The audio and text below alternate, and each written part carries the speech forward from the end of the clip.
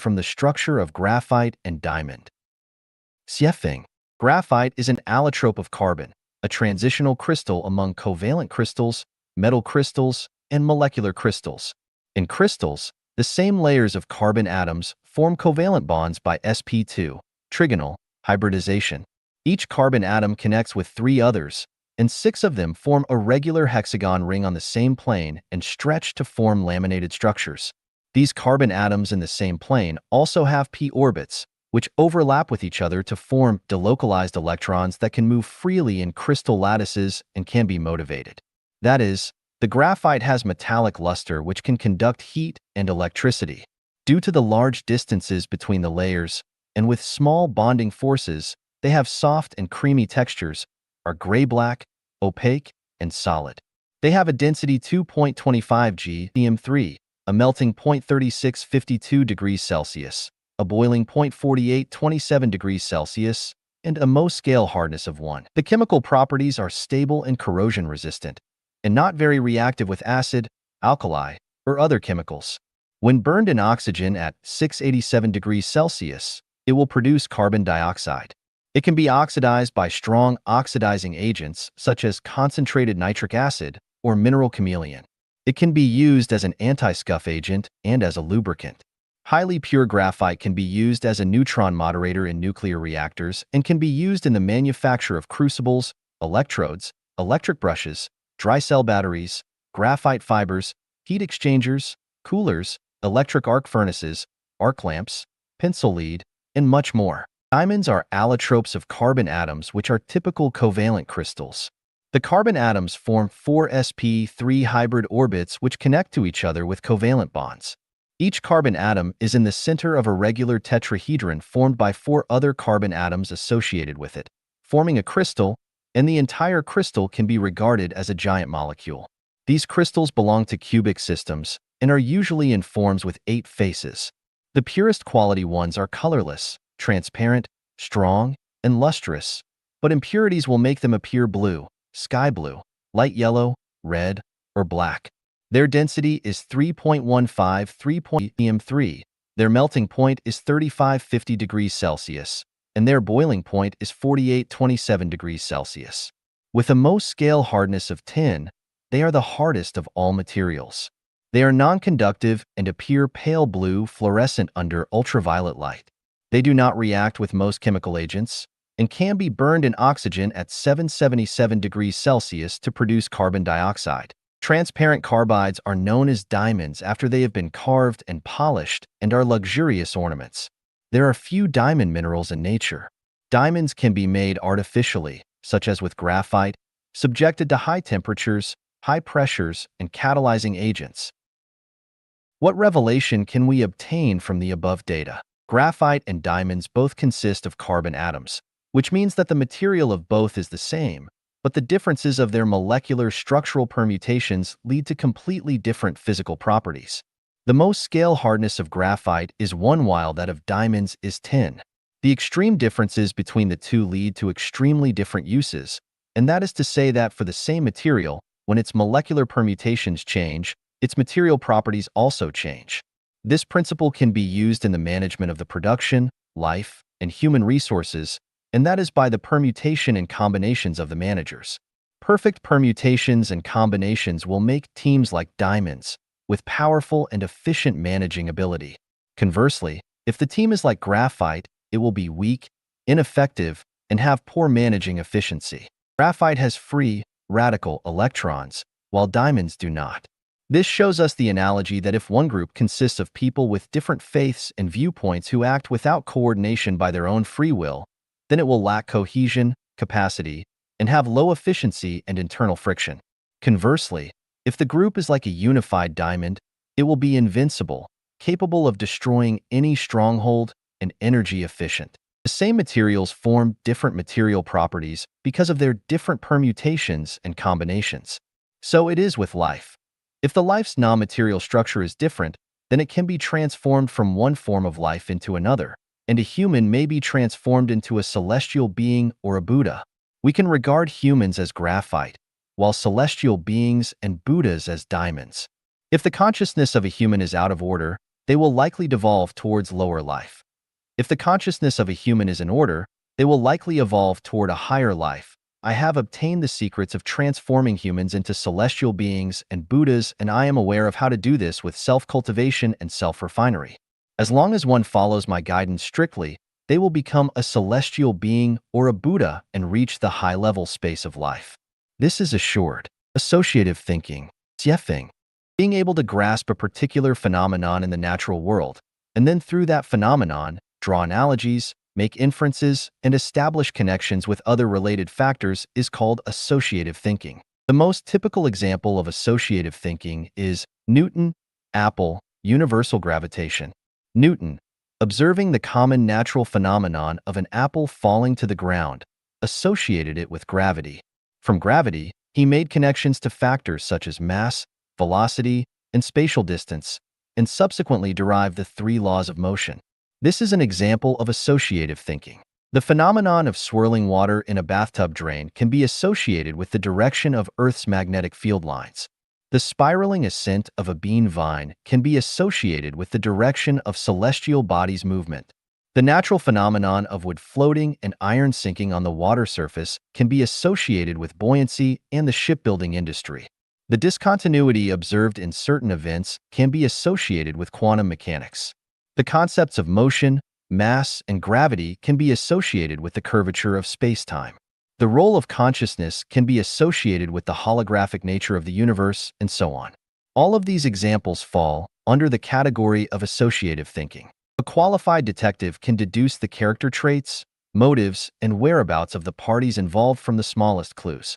A qualified forensic expert can infer the physical characteristics, facial expressions, and even the appearance and attire of the perpetrator from the victim's injuries and facial expressions. A qualified traditional Chinese medicine practitioner can identify internal organ disorders based on a patient's complexion. A qualified fortune teller, based on a person's facial features, can make predictions about their past actions, future fortunes, and misfortunes. A qualified feng shui master can assess the quality of a person's living environment based on their handwriting and habitual movements. A qualified politician can anticipate a dynasty's transition and the arrival of a new era based on common psychological and behavioral patterns among people. A qualified economist can predict stock market fluctuations, the future economic development of a company or a nation based on specific events.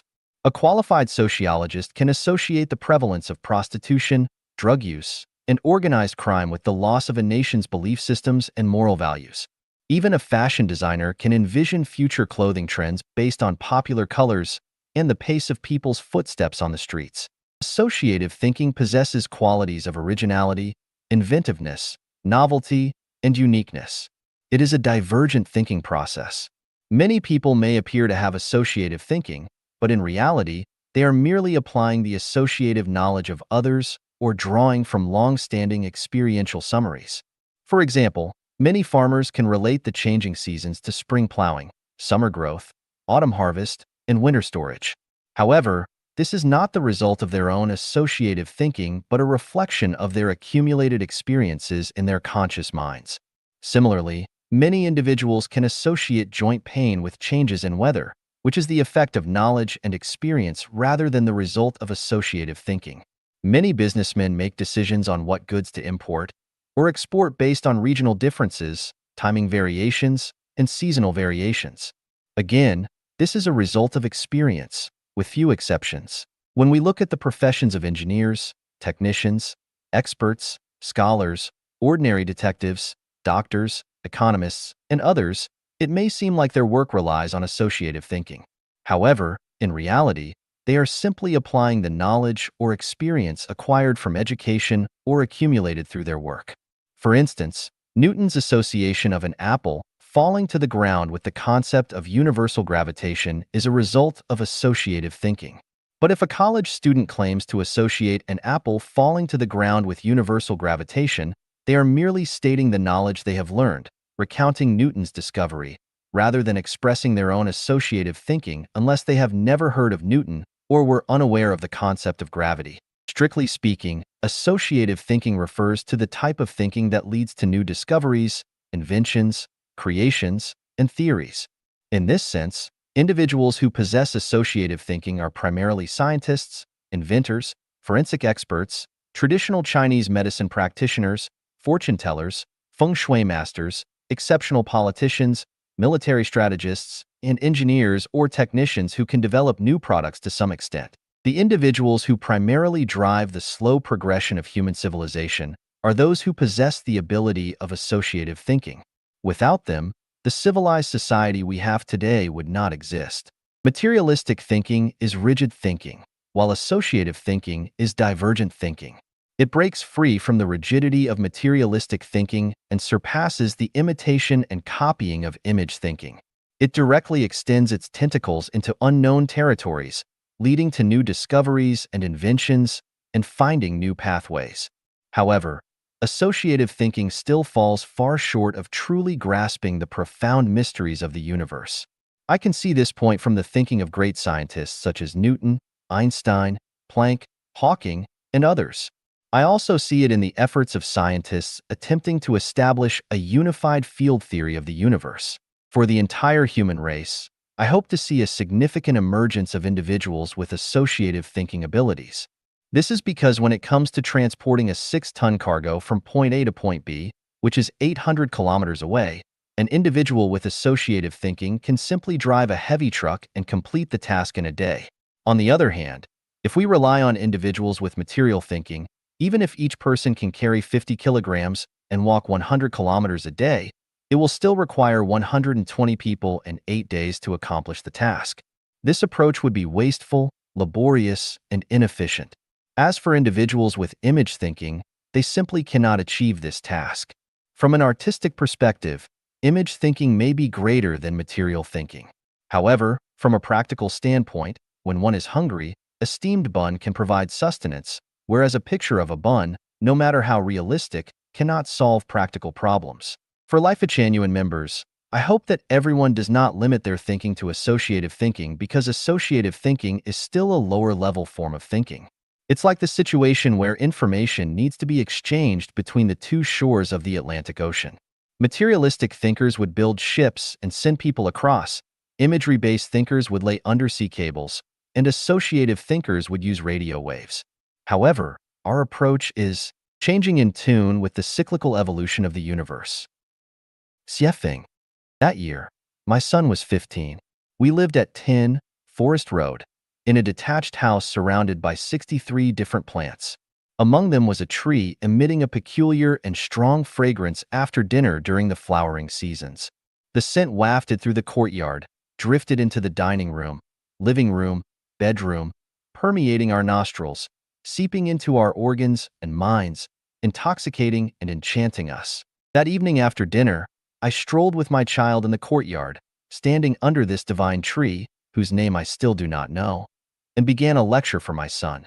Here is what I shared with him back then. Son, since you were 3, I've been teaching you about life. For the past 3 years, every Wednesday evening has been our designated father-son exchange. I may lack the ability to provide you with abundant material wealth. Instead, I'm passing on the little wisdom inherited from your great-grandmother and grandfather and some traditional virtues of the Chinese nation that I've come to understand. Over these 3 years, I've taken you to the Jehovah's Witness Church every Sunday, exposing you to their teachings to make you aware of what's missing in Chinese culture. Your future insights will rely on your perception. Read some books that are not books, like this tree. It's a book. Let's read it now. Son, Dad, how do we read this tree? Child, this tree is a book encompassing everything.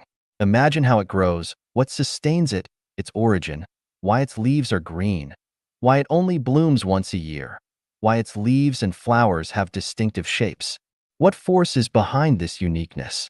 Tonight, let's not discuss anything else, only explore why this tree emits fragrance only at specific times. What can this phenomenon teach us? Son, Dad, is it trying to tell us it adheres to a governing law? You truly are your father's good son, clever with high comprehension. What else do you think is also governed by a law? Son, it seems all plants and flowers follow a law. When spring arrives, they sprout, bloom, and grow. When winter comes, they wither, decay, and hide. This happens every year. Reasonable. What else is bound by a law? Son, seems like weather changes are also governed by a law. Zimbabwe has dry and rainy seasons. During the dry season, rain does not fall for months. When the rainy season arrives, it starts raining. Midway through the rainy season, thunder and lightning occur frequently, accompanied by heavy rains. This happens every year. Anything else? Son, the moon also seems to be governed by a law. Otherwise, we wouldn't have regular full moons and new moons. Anything else? Son, Dad, are not people also constrained by a law? I do not have a beard now, but you do. You didn't have a beard at my age. When I'm your age, I'll surely have a beard. Isn't this something we cannot control, Dad? Absolutely right, child. What else is bound by a law? Son, can't remember. Child, everything in the universe is bound by laws, like an invisible vast net covering everything. From celestial bodies' movements to insects' reproduction, from tides' ebb and flow to roosters' crowing, everything is within this net. Nothing escapes it. Son, is this net like the palm of the Buddha? You can understand it that way. Son, Dad, since everything is governed by laws, does that mean everything in my life is inevitably constrained by laws? Can I skip school tomorrow? Silly child, trying to stump Dad? I patted his head then, and the child smiled shyly. Since everything is bound by a law, you must go to school. You do not have a choice. Just like when you're hungry, you must eat. Or when your bladder is full, you must urinate. Son, then when can I have control over myself? Haven't I lost my freedom? Child, this delves into something deeper. Firstly, we need to seek out and understand the laws. Without knowing the laws, one's life remains bewildered, confused, and unclear. Everyone believes they are acting according to their own will, but in reality, they strictly adhere to established procedures in their actions and speech. Whether it's Jesus, Buddha, Hitler, or Mao Zedong, it's all the same. Son, Dad, the more you talk, the more confused I get. Child, seeking and understanding laws are one thing. Following them is another. For example, if you discover the law of seasonal changes, you should consider adapting to those changes. When winter is approaching, you should think about how to survive the cold. Are your winter clothes prepared? Is the heating equipment effective? And so on. Farmers aiming for a good harvest must prepare seeds, fertilizers, tools according to seasonal changes and sow, water, weed, fertilize, and harvest on time. Missing the season means no harvest. Discovering the law enables us to grasp the cyclic evolution of the law. Like geese flying north and south, a comet returning every 76 years, women menstruating, and societal cyclic upheavals. Mastering the cyclic nature of laws tells us what to seek and what not to seek in life. Son, Dad, you said that we have no control over everything. So what should I pursue and what should I not pursue? Can I have control over that? This involves whether we have mastered the laws and their cyclical evolution. If we are completely ignorant of the laws and their cyclical nature, we are always out of control, just like mice that must inevitably dig holes or bees that inevitably gather nectar to make honey. However, if we have mastered the laws and their cyclical evolution, we have control over ourselves. The more laws we comprehend, the more freedom we have. Son, so, people should first seek and understand laws. But how many laws are there in the universe? Child, the laws in the universe are endless, like the vastness of the ocean's waters. Son, Dad, with so many rules, when will we ever find them? It seems impossible to grasp them in a lifetime. Plus, we still need to eat, go to school, work, sleep. There is not enough time. Child, it's true that it seems difficult, and it is indeed difficult. However, saying it's not difficult means it's not. I have a trick. Once you master it, you can navigate effortlessly through endless changes. If I were to place you in a space where the sky is not the sky, where there's no distinction between up and down, how would you find your way out from there? If there's a cycle of significant change in this universe every 5,000 years, how could we escape it? Son, Dad, the universe is unfathomable, and it seems like you are too. But it's already past 10, and I have school tomorrow. Can I go to bed now? Child, school is important. Let's stop our conversation here for tonight. I patted my child's head again, and the child smiled shyly. Close one door, and others will open automatically. Siefeng. Many movie theaters, auditoriums, conference halls, and such have multiple entrances and exits. After watching a movie, all the doors in the cinema open, but we can only choose one to leave. One person cannot exit through two doors simultaneously. Similarly, one cannot enter through two doors at once. There are 36 doors in the universe, but available for humans, there are only 12. We can only choose one. We cannot simultaneously pick several doors. The 12 doors available for human entry and exit remain open at all times. They never close. We have the power to choose at any moment. However, once we choose one door, the other 11 automatically close. Similarly, when we close one door, the remaining 11 doors open automatically. It's like going to an airport to board a plane. Dozens of planes wait on the tarmac for passengers. We can only choose one. We cannot fly on two or several planes simultaneously. Likewise, a high school graduate who passes the university admission score has dozens of universities to choose from. They can only make selections from the list and ultimately enter one university. They cannot study at several schools simultaneously. The saying, "A man fears choosing the wrong profession, a woman fears marrying the wrong man," implies this philosophy. If we regard Tao, virtue, law, benevolence, righteousness, rituals, wisdom, credibility, and magical art as doors within the human value system, we also face the issue of choice. Moreover, it's a situation where we can only choose one, unable to possess them all. If we choose Tao, virtue becomes void. If we choose virtue, law is forfeited. If we opt for law, benevolence is sacrificed. If we choose benevolence, righteousness is relinquished. If we prefer righteousness, rituals are forsaken. If we choose rituals, wisdom diminishes. If we opt for wisdom, credibility is forfeited. If we select credibility, magical art is relinquished. Conversely, choosing magical art means no credibility. Choosing credibility means no wisdom. Choosing wisdom means no rituals. Choosing rituals means no righteousness. Choosing righteousness means no benevolence. Choosing benevolence means no law. Choosing law means no virtue. Choosing virtue means no Tao. Regarding this, 99% of people might disagree, thinking Tao, virtue, law, benevolence, righteousness, ritual, wisdom, credibility, and magical art are like 9 dishes on a banquet table, and individuals can freely pick and choose. If one holds this view, he fails to grasp understanding of the contradictory nature among these 9 dishes. Some may believe they can perfectly embody both Tao and virtue, which is impossible. Having Tao would inevitably mean lacking virtue, and possessing virtue would surely mean lacking Tao.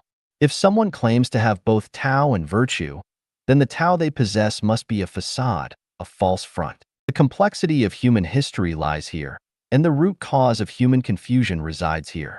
Please contemplate this on your own. Closing one door automatically opens several others. Opening one door automatically closes others. Choosing death, the door to life automatically closes. Opening the door to life, the door to death automatically closes. The key is to be clear about which door you are currently in. Once you become a farmer, you have no connection with being a worker. If you become a thief, you cannot become an upright gentleman. If you become a corrupt official, you are no longer a representative of the people. If you become a prostitute, you cannot be called a lady. Many people know which door they are in, and they are aware of the difficulties in their current door. However, they lack the courage to close it, fearing that once closed, there will be no door to enter. In fact, such concerns are unnecessary. There are only 12 doors of life, speaking only in terms of human existence, and there are countless paths in life. Regardless of which path you take, eventually, you will enter one of the 12 doors of life. All roads lead to Rome, but not all roads lead to heaven. Many paths lead to hell. It's time to choose which door to enter. Delaying decisions will only lead to lifelong regrets. Life Genuine is one such door, primarily leading to the 1,000-year world. Time brings changes in fortune. Siefeng. All things await their opportune moment to act. When it arrives, greenery flourishes, insects take flight, solid ice melts, thunder is born. When the time has not come, no storms brew, flowers lack buds, gold appears as iron, and even geniuses seem mediocre. All things await their moment to act. When it arrives, injustices are revealed, secrets come to light. The scenery changes from fortune to misfortune. When it's not time, the oxen bully the tigers, cats fear mice, diligent studies go unnoticed, exceptional talents seem worthless. Time, geographical advantage, support of people, time takes precedence. Even with remarkable talent and ambitions spanning the universe, without favorable timing, one can only sip the northwest wind. Even with a heart of passion, without opportune timing, one's efforts find no outlet. Time brings changes in fortune. Without opportune timing, fortunes do not change. Even with full seeds, they'll lie dormant underground. Even with brilliant minds, they'll reside in obscure places. Even with perfect plans, they'll gather dust. Even with resounding voices, they'll only shout in vain. At the right moment, in the turning of fortunes, the ugly duckling may become a white swan. A cowherd leads 1,000,000 valiant soldiers. A golden phoenix emerges from a mountain nest, and barren lands transform into lucrative markets.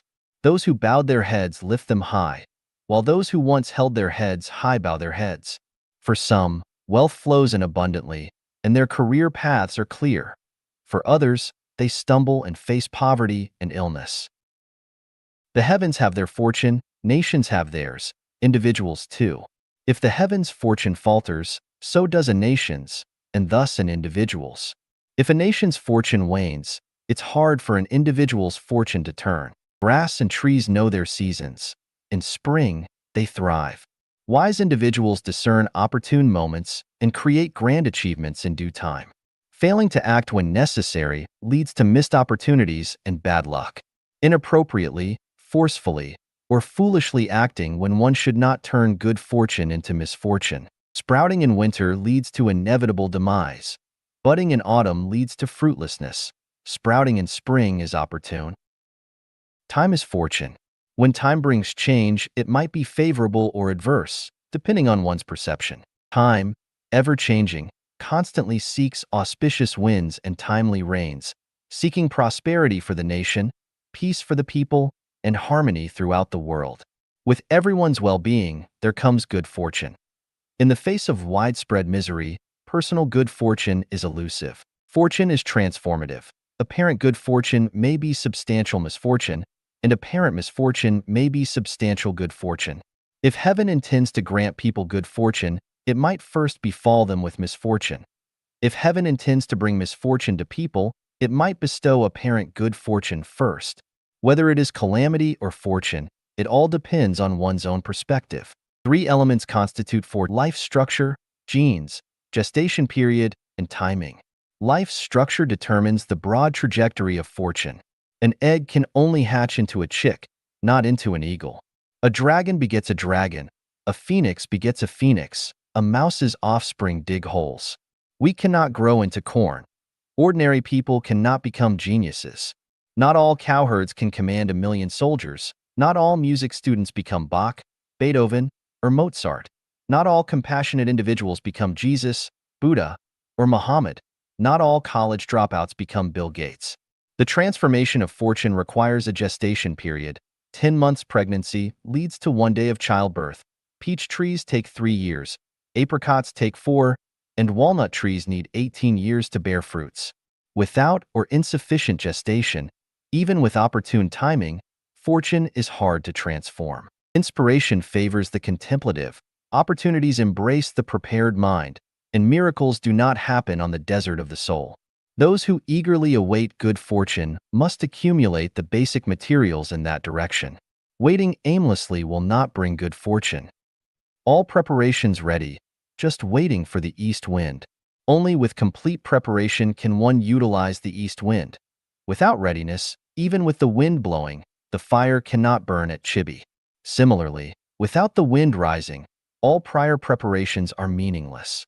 Therefore, good fortune also depends on timing. The 5th, 9th, 11th, 14th, 16th, 17th, 34th, 53rd, and 56th hexagrams of the Book of Changes primarily discuss cultivating and awaiting the opportune moment, awaiting changes in fortune. The cart travels on the road. The horse runs on the track. People walk on paths. Immortals tread immortal paths. Without changing the trajectory of life, a dog remains a dog, and commoners remain commoners. Even when the time comes, it only smooths the trajectory but does not change it. It means that people cannot become immortals.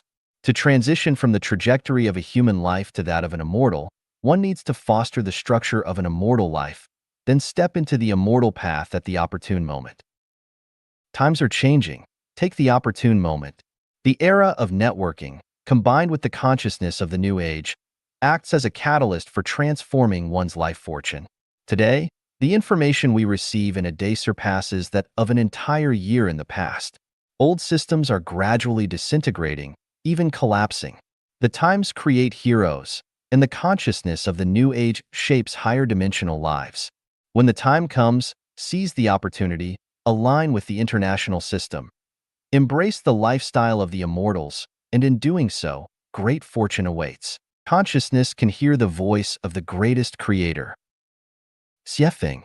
In the vast universe, there are billions and trillions of voices, each expressing their own thoughts. As long as we use spiritual perception, consciousness, to listen, we can hear them. Common sense tells us that hearing relies on ears, and without ears, we cannot hear any sound or better understand the intentions of others. However, I advise we discard common sense and explore whether we can hear without ears. Let's start with an example. Helen Keller, an American blind writer, hailed by the Encyclopedia Britannica as one of the most accomplished representatives of disabled individuals in history. She embodied blindness, deafness, and muteness in one person. Despite being deaf, she could hear the voices of others, not through her ears but through touch. She would place her index finger on the speaker's lips, her middle finger on their nose, and her thumb on their throat, enabling her to hear their voice clearly. By placing her hand on a violin, she could hear the melodies played on it. This fact demonstrates that we can understand the voices of others even without using our ears. We can hear through the sense of touch. People with arthritis, as long as they pay attention, can be the first to hear the sound of climate change. When the river water warms up, ducks are the first to know, and sunlit flowers and trees meet spring early. The sounds of spring are first heard by certain animals and plants. Listening can be categorized into 3 levels. Using ears to listen is the primary level, using senses to listen is the second level, and using spiritual perception, consciousness, to listen is the highest level. What ears hear are the appearances of things. What senses hear are the processes of things. What consciousness hears are the essences of things. If someone says, "I love you," and you hear it with your ears, you perceive a sweet and pleasant sound, which is the superficial aspect. However, if you can feel the sound of love, then love has taken on a process. And if you can hear the sound of love with your consciousness, that love becomes a selfless and enchanting love. The love heard with ears is fleeting, the love sensed is enduring, and the love heard with consciousness is eternal. The supreme love is silent. To generalize further, the sounds heard with ears are often illusory. The sounds sensed are a mixture of reality and illusion, difficult to discern truth from falsehood, while the sounds heard with consciousness are genuine. The loudest sound is silence. The sound of silence can only be heard through consciousness. When a strong wind blows across the wilderness, we can hear the sound of the wind with our ears. When a gentle breeze passes through the wilderness, we can perceive the sound of the wind through our senses. However, there are countless sounds of the wind that we cannot hear with our ears or perceive with our senses. We need to use spiritual perception, consciousness, to listen. On a hot day, if you can quiet your mind and listen with consciousness to the sound of the Arctic's icy landscapes, you will immediately feel cool. On a cold night, if you can hear the sound of the flowing lava from a volcanic eruption, you will not feel cold. In this statement, there's a fundamental difference between what's imagined and what's actually perceived with consciousness. For instance, during hunger, envisioning eating lavish dishes doesn't solve the hunger issue. Yet, when consciousness is used to simulate eating, the sensation of hunger isn't felt. This pertains to a matter of different levels. If one exercises consciously, like Helen Keller did, they will discover many natural mysteries. On a calm, windless night, you raise your palm and feel in all directions. You will notice a cool breeze coming from certain directions and a warm gust from others. Over time, your palm will be able to discern the sound of any object, whether it's directed towards mountains, rivers, trees, flowers, houses, cars, people, or tables. You can hear their sounds. For example, when you hold your palm against a book, a thin book rolled up in your hand, you can sense its essence. Some books emit warmth, others coolness, while some books have no discernible temperature.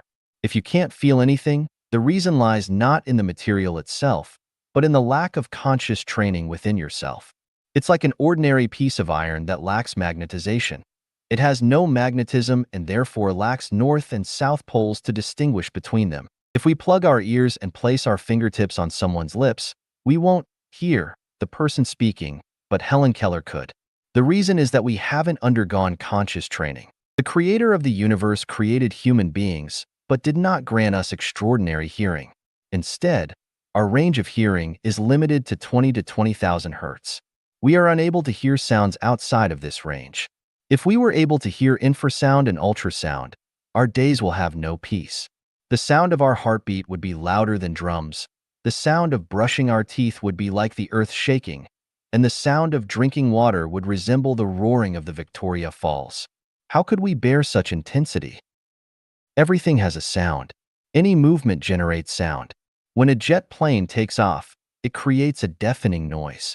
However, if the frequency of its sound during takeoff exceeds 20,000 hertz, it becomes silent.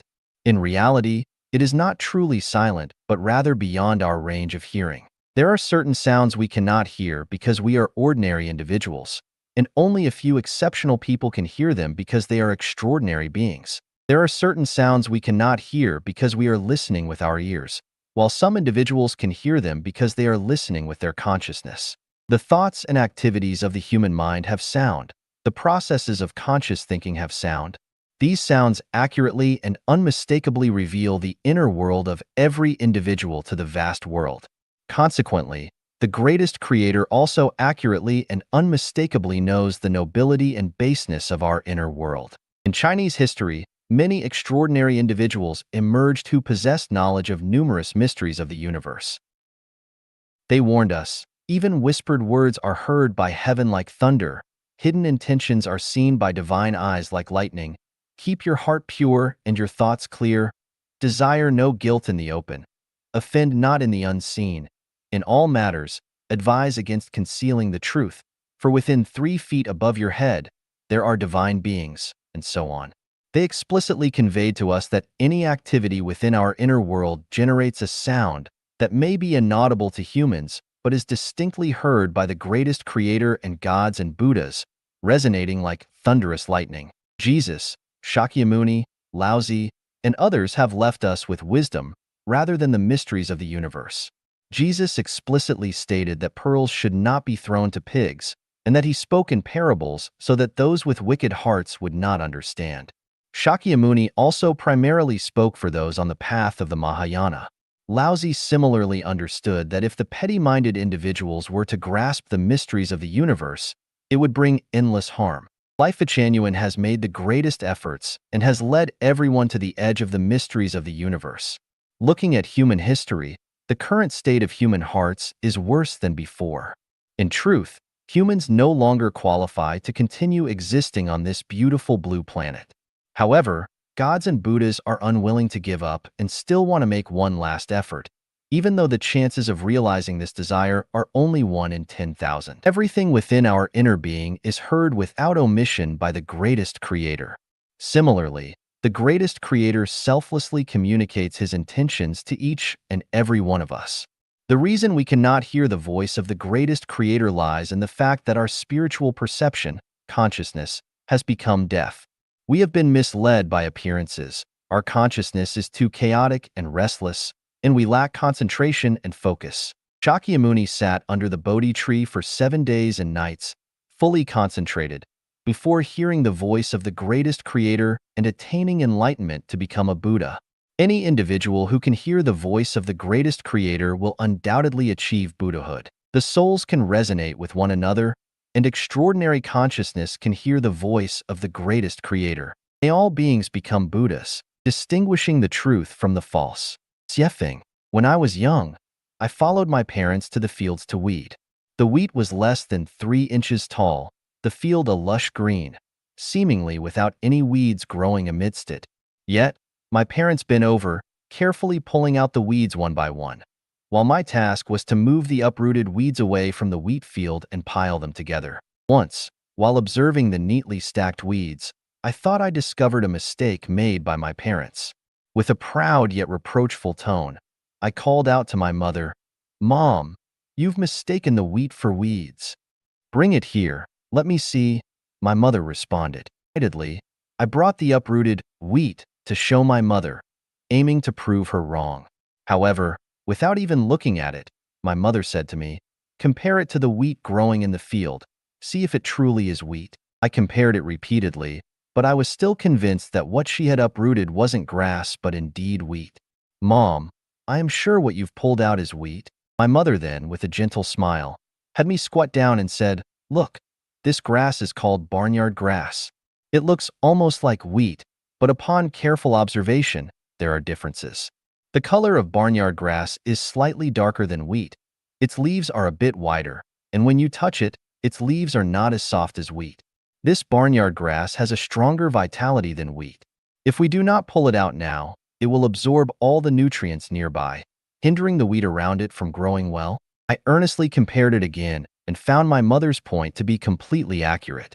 I mimicked her actions, searching the field, and discovered many barnyard grasses that looked like wheat among the seemingly wheat-filled field. I uprooted one barnyard grass and asked my father to identify it. He glanced at it, his dirty hand touching my head, and praised, "My child is so clever." At that moment, the pride I felt was no less than Columbus discovering a new continent. Now, I can also tell the difference between barnyard grass and wheat. But as an adult, I've been deceived time and again. Why cannot I distinguish between the wheat and barnyard grass among people? Bull can distinguish between horses, identifying the outstanding ones among the many, discerning which are inferior, which are good runners, and which are exceptional. This ability, akin to my parents' differentiation between wheat and barnyard grass, requires considerable effort and stems from long-term observation and analysis. It's a skill that's challenging for an amateur to master.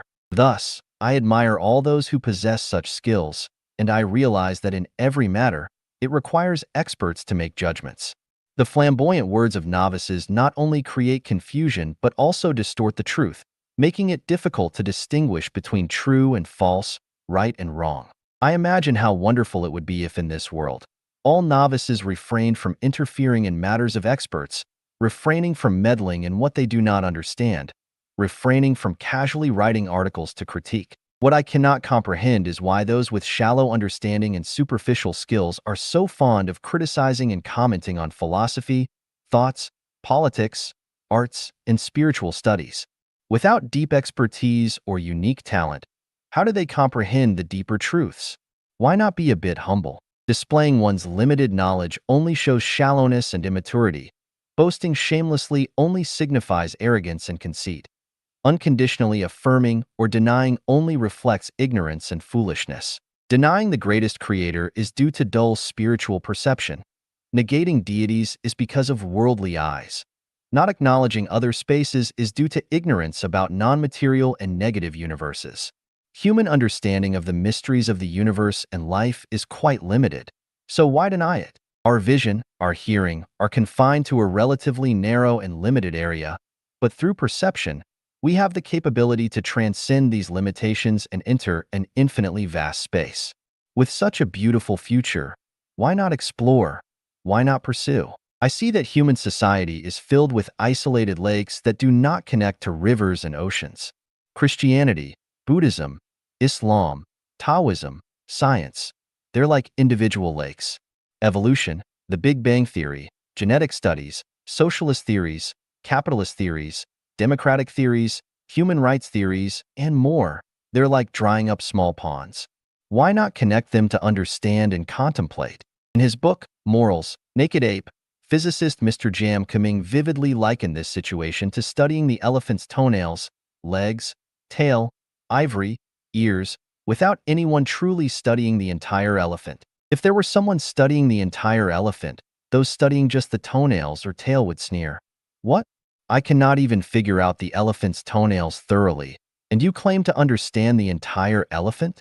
The fable of the blind men and the elephant tells us that if we confine our thinking to what we've touched and cling to our biases, we'll never understand the complete picture of the elephant.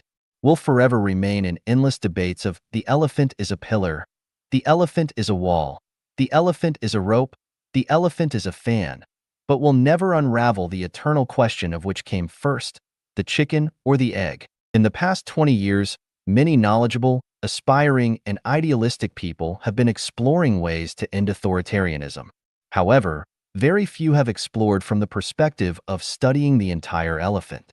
Most have confined their vision to the narrow field of elephant toenail studies, leg studies, focusing solely on emperors, political parties, and systems, as if you could both nurture fish and grow crops in water equally. I lack profound moral virtues, but I've learned from my parents how to distinguish wheat from barnyard grass and understand the method of integrating human culture. But how many are interested? Continue with your debates. Enlightenment from famous brands. Xiefeng. At the end of last fall, I bought a Zhang Shaoquan kitchen knife from a Chinese store in Vancouver. I cherished my new knife but failed to use it for a long time until I lost my old kitchen knife last month and finally began using it. It was easier and handier to use, and the good experience that it provided was like a cow eating lotus or removing hair from yak butter. A quality product is easy to use and works really well. The old kitchen knife was eventually found, but I never used it again until yesterday when I placed the Zhang Shaoquan in the sink after I had cut some meat and picked up the old kitchen knife unconsciously when I needed to cut some vegetables. The moment I held it in my hand, I found it to be quite unpleasant, and it was at that moment that I realized the value of the famous brand. 10 years ago, Xintao Celestial gave me a Philips razor which is still good after I had used it for 10 years. Then, I accidentally lost a small holder while cleaning my hair half a year ago, so I had to buy a new razor at 100 Mile House. I bought one of the best ones in that store, but it did not work well and failed after only a month. I eventually found the small holder for my Philips, but although I wanted to use the new one, it did not work well, so I returned to using the Philips. The advantage of the Philips is that after charging it for slightly more than 10 minutes, it can be used for about 20 days. After 10 years, the battery is still intact. In addition, it feels comfortable in my hand, shaves cleanly, never pinches me or pulls any hairs out painfully, is fairly silent, and the original blade is still sharp. From these two examples, I have concluded that whether it is appliances, clothes, or other utensils, it is best to use quality brands if one can afford them. They might be more expensive, but in terms of long-term benefits, they are more cost-effective. Thus, I realize that people can also be divided into various grades. If you can get acquainted with, interact with, and cherish quality brand characters in your life, then your blessings will be great. Brand characters are like Zhang Shaoquan kitchen knives and Philips razors. They always make people feel comfortable and bring them wisdom, joy, safety, and tranquility, but never disturb them or make them feel uncomfortable. The benefits of getting along with brand characters are many.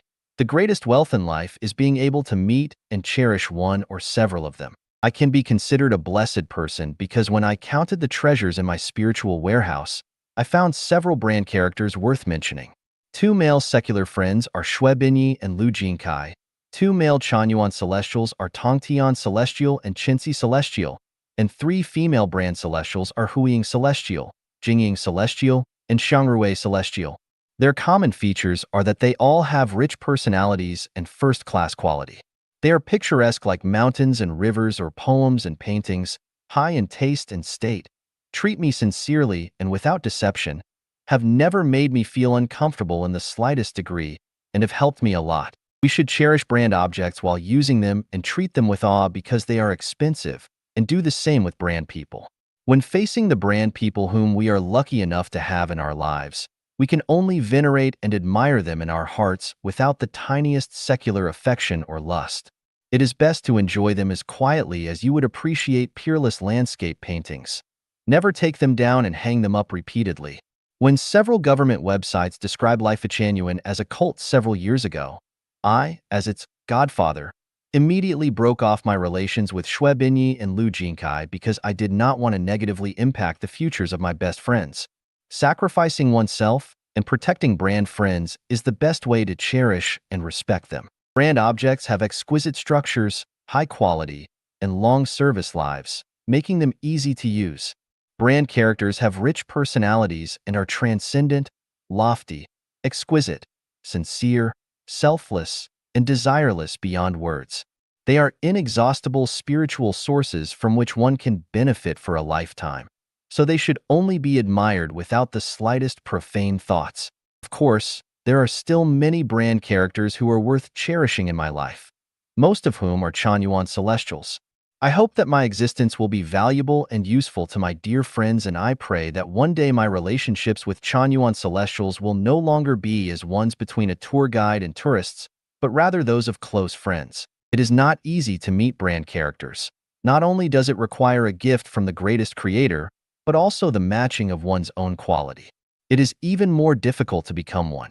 It takes a lifetime of self-cultivation and self-refinement to hope to accomplish that. A person who never meets a brand character throughout their life would not know that there are mountains beyond mountains, how high the sky is, or how lush the land can be.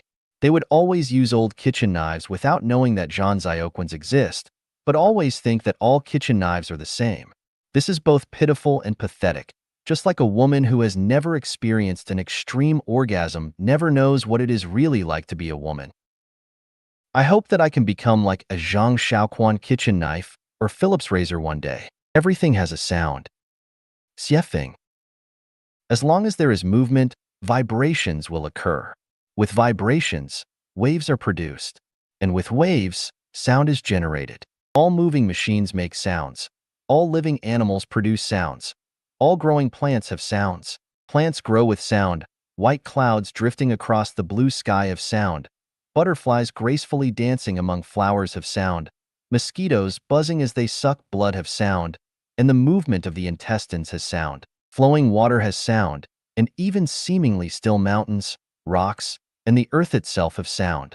This is because they are not only moving with the Earth's rotation and its revolution around the sun, but also because the molecules within them are in motion. Any frequency of oscillation produces sound. The crashing waves of the sea have sound. Animals running and walking on the earth have sound.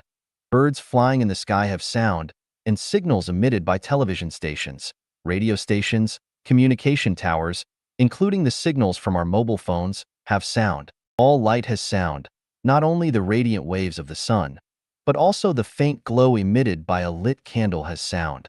The flowing underground springs have sound, blood flowing through our veins has sound, and the upward flow of nutrients within the branches of ancient trees that have lived for 100 years also has sound. The brain has brain waves, the heart has an electrocardiogram, and our mental activities, thinking consciousness have sound. The universe has sound, empty space has sound, positive objects have sound, and negative objects have sound. The greatest creator who created everything in the universe has sound. Evil kindness. Xiefeng. The noble die for their confidence. As someone influenced by Confucian culture, I also hold this view of life. While I doubt whether I could die for a confidant, walking the path with those who understand me, sharing joys and sorrows, is what I pursue. Drinking tea, chatting, climbing mountains, traveling with those who understand me always brings a sense of delight. True friends are hard to find in life. Although they say, grass is green everywhere under the sky, in this finite life, if one finds a confidant, discovers a patch of green grass, and fails to cherish it, assuming there's an abundance ahead, they are likely to miss opportunities and regret for a lifetime. If we do not walk with those who understand us, should we stay with those who do not? Repay kindness received with gushing gratitude is a value I adhere to. When someone helped me at a critical time, pulling me out of a predicament, guiding me out of confusion, showing me hope, healing wounds, how could I forget the pain? Repaying kindness is the virtue of a true gentleman. Repaying kindness with enmity is the conduct of a petty person. Before going abroad, I encountered a confidant who was the CEO of a limited industrial development company that I met after starting my own business. I mentioned his name in the postscript of Life Genuine, saying, "Meeting you during my journey, receiving your help is like being nourished by the rain. I throw a spiritual beam toward the sky, wishing you a smooth journey ahead." This is my blessing for him and for all the other confidants I've encountered on my life journey. After going abroad, I discovered a massive potential market. In gratitude, I soon wrote to this CEO, informing him about the considerable profits from overseas markets. He was excited and promptly replied, appointing me as the manager of the company's overseas department. Everything was running smoothly for a while. To expedite progress, I made a request to the CEO. I need to rent an office, set up a telephone, and buy a car. Please have the corporate headquarters consider this request. Anyone who has run a company overseas knows that an office, a fax machine, and a car are basic necessities. However, those who haven't traveled abroad might think riding a bicycle or taking public transportation suffices. Stalled.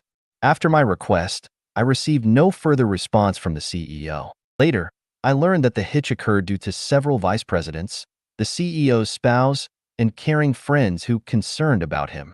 Upon learning of my request, they cautioned him, saying, "Be cautious, do not fall for his tricks. This person is ambitious. He might be a fraud." A great opportunity, capable of bringing the CEO immense wealth, fizzled out, vanished, and miscarried. This happened in the name of kind concern. Later, the increasing success and growth of many Chinese compatriots in this place confirmed my initial judgment. Instead of the kindness and warnings from those around the CEO, if he had taken swift action and seized the opportunity, this industrial company would have evolved into an entirely different entity. Upon pondering this for a long time, I realized the kindness around the CEO was a kind of evil kindness. Evil kindness always presents itself as sincere, considerate, caring, and "it's for your own good." Yet, it consistently sets invisible obstacles in the way of others' development, ruining their bright prospects. You must be careful. Be cautious not to fall for it. Always be cautious of others. This person is ambitious. You must be cautious. Allow me to speak frankly. I'm doing this for your own good. Evil kindness not only ruins someone's bright future, but can also crush their beliefs, create discord among brothers and sisters, make friends and colleagues turn against each other, cause divorce between spouses, sow hatred between parents and children, lead partners to court, cause the downfall of political parties, dissolve organizations, bring turmoil to nations, and bring disgrace to ethnic groups. Evil kindness is everywhere, always cloaked in kindness, making it hard to guard against. Those with a twisted mind, lacking genuine talent, those with a cunning mind but no substantial intellect, insistent on displaying themselves as frogs at the bottom of a well, and those who cannot argue logically, provide evidence, and thrive on baseless speculation are the breeding grounds of evil kindness. Benevolent evil. Xiefeng. Once while watching Animal World on TV, I came across a scene. A tall tree with a bird's nest, a big bird cruelly driving away a young bird seemingly not fully feathered from the nest. The young bird, panicked, tried to hide, squeezing back into the nest. The bird mother, seemingly lacking any sympathy for her daughter, flapped her wings, squawked, not letting it take a step back, eventually forcing the young bird to fly away from the tree nest and clumsily spread its wings for the first time. The fledgling bird landed clumsily on the grass, and the big bird promptly flew to a branch not far from it, preening its feathers. But observing the newly liberated young bird, chirping and hopping joyfully on the ground, it seemed to say, "Mom, look, I can fly. I can hop on the ground. Life outside is so much freer and comfortable than in the nest. Look, Mom, I can even catch insects. Oh, the outside world is wonderful." At first glance, the mother bird's act of driving away her offspring seemed evil. Yet, upon seeing the joyful scene of the young bird on the ground, I immediately recognized that the mother bird's seemingly evil actions were, in fact, a form of benevolent evil. Inspired by the big bird, I employed a kind of benevolent evil in raising my own child.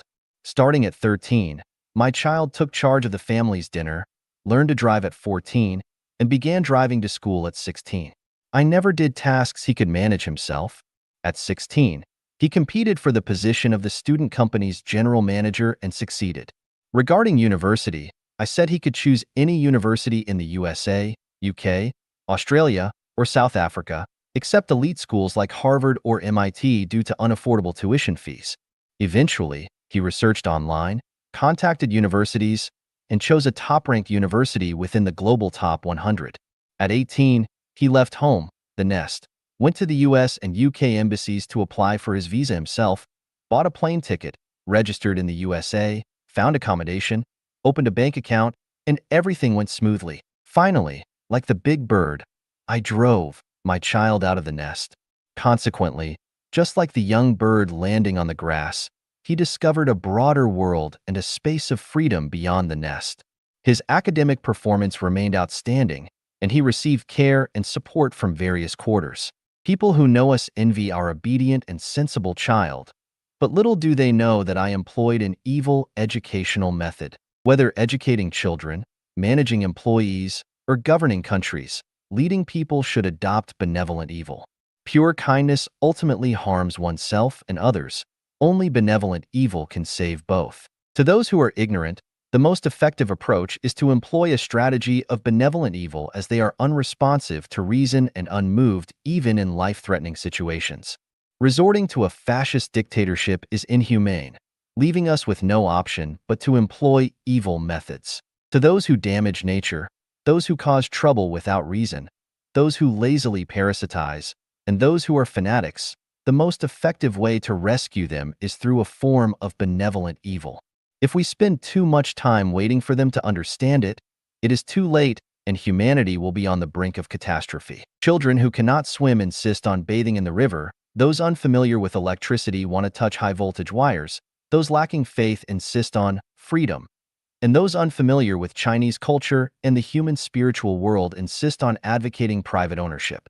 Is it wise for them to follow their own whims without considering the consequences not only for themselves, but also for the future of others and the entire nation? Humanity faces an immense potential disaster. We are standing at the edge of a precipice. It's time to wake up. 98% of people are currently in the nest. Don't you want to fly freely like the young bird? All authoritarian systems are nests. Can there be prospects for those crowded and fussing within these nests for an extended period? All religions are nests. Can there be prospects for those dreaming with closed eyes within these nests for an extended period? Like the big bird, Life Genuine aims to encourage the young birds to leave the nest. Only by flying out of the nest can you understand the benevolent evil of Life Genuine. Soar into the world, and it becomes yours.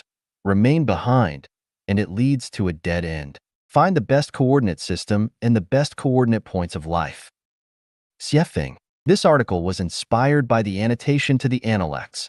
Shui Er, verse I. Once the roots are established, the way will grow therefrom. Having roots is the way to be human and how to learn about the universe. If you understand how to be human, you can lay the foundation to understand about heaven and the earth. If you do not understand how to be human, it will be difficult to learn about heaven and the earth. What is the way to be human? In my humble opinion, we must first understand our place in the time and space of the universe. Namely, that you are neither God, Buddha, a celestial being, a ghost, a devil, nor a beast, but that you are a mortal human. Knowing that you are a human, you need to do human things, speak human words, take the human way, and seek human business. You should not do ghostly things, speak the God's words, take the devil's way, or engage in absurd businesses. How does one do human things? Show filial piety to your parents, respect your teachers and seniors, care for the young and lonely, help your siblings, show concern for your relatives and neighbors, show compassion to plants and insects, and protect the landscape and the environment. These are human things, and anything that is contrary to them is inhuman. How does one speak human words? Consider if others were in your place and speak respectfully.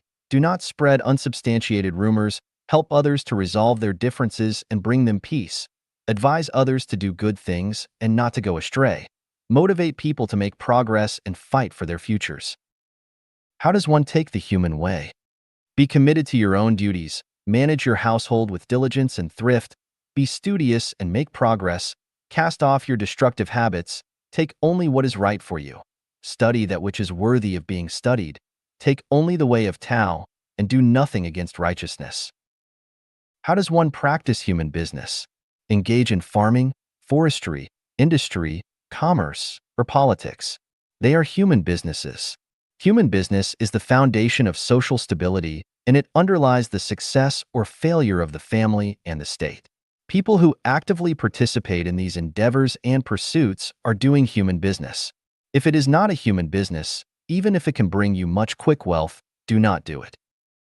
How does one avoid doing ghostly things? By not being sneaky and afraid of being found out by victims or the legal system, doing things that are offensive to heaven and reason, cheating a superior or deceiving a subordinate, dishonoring one's parents, bullying the young and the weak, wrongly accusing and murdering the good and virtuous, insulting the sovereign, duping the ignorant, speaking ill of one's peers, bearing false witness, rebelling against the clan leader, taking credit for the work of subordinates by bullying them, seeking favor by flattering, disrespecting one's countrymen, disrupting state affairs, rewarding unjust acts, harming and implicating the innocent, slandering the saints and sages, undermining morality, filling the cave and covering the nest, harming conception and breaking eggs, stealing others' achievements, discrediting their good conduct, disclosing their indecent secrets, injuring their appearance, separating children from their parents,